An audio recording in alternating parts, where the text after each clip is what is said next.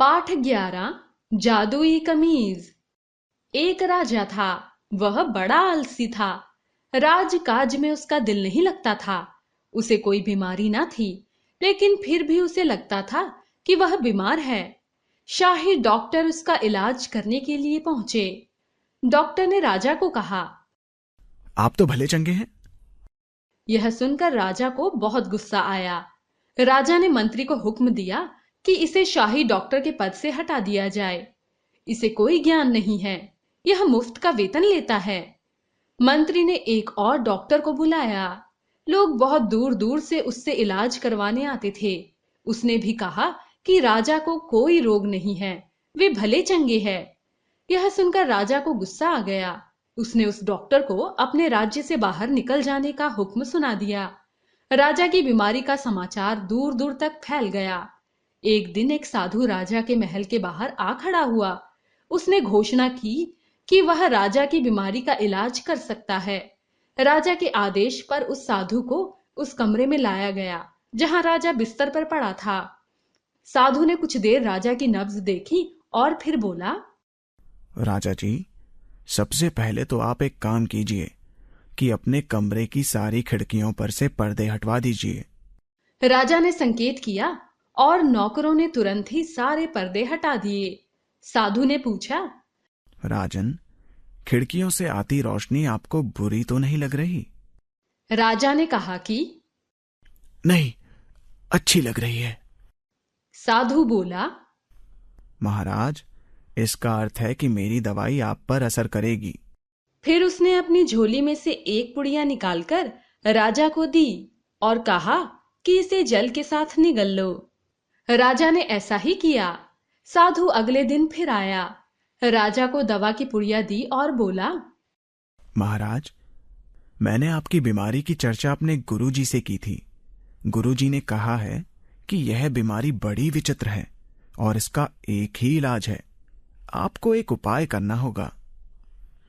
क्या उपाय है? उपाय ज्यादा मुश्किल तो नहीं? राजा ने पूछा। नहीं, मुश्किल तो नहीं है, लेकिन मुश्किल हो सकता है। साधु बोला।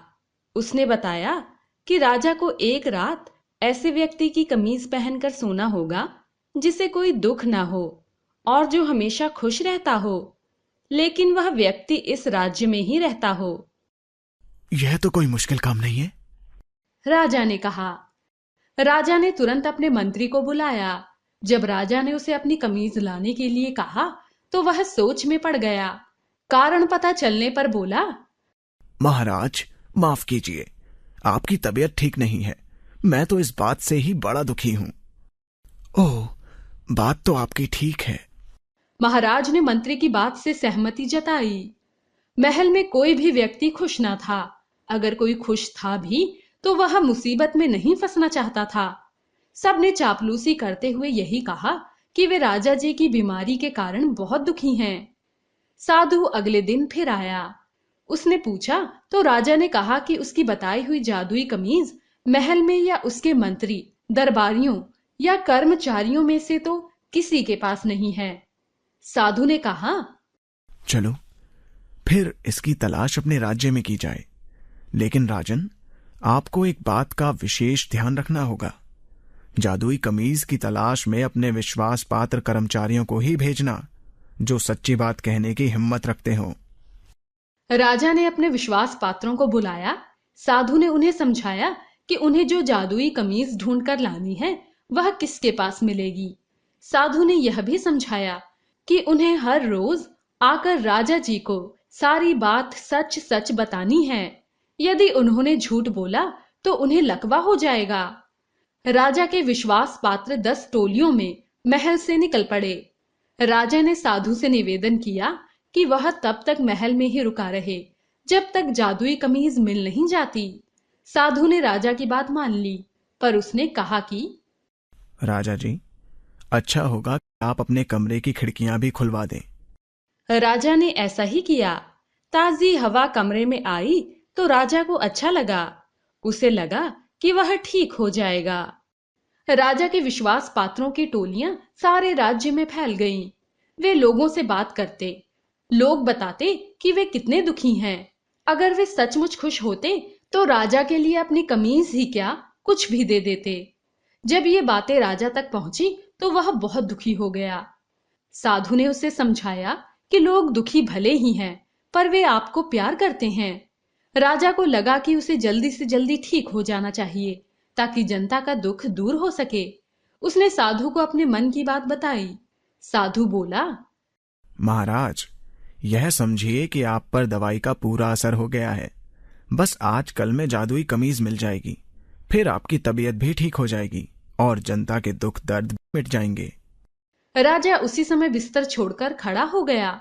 उसने मंत्री को बुलाकर आदेश दिया कि प्रजा के हित के लिए जो काम शुरू हुए थे उन्हें रोका ना जाए, और यह भी कहा कि कल सभी दरबारियों को दरबार में हाजिर होने के लिए कहा जाए। अब आप बिल्कुल स्वस्थ हैं महाराज। साधु ने कहा, हाँ, मुझे भी ऐसा ही लगता है। मैं स्वस्थ नहीं भी हूं तो कोई फर्क नहीं पड़ता।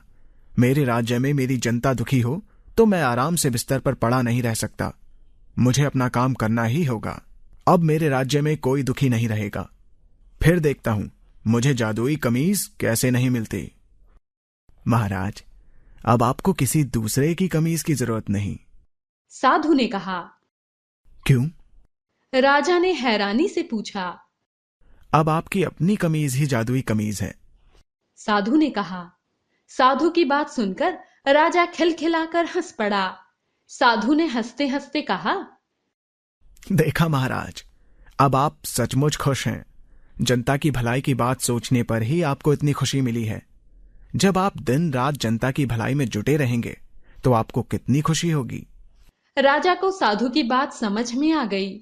उसने संकल्प कर लिया कि अब वह दिन रात मेहनत करके अपनी जनता को खुश रखने की कोशिश करेगा।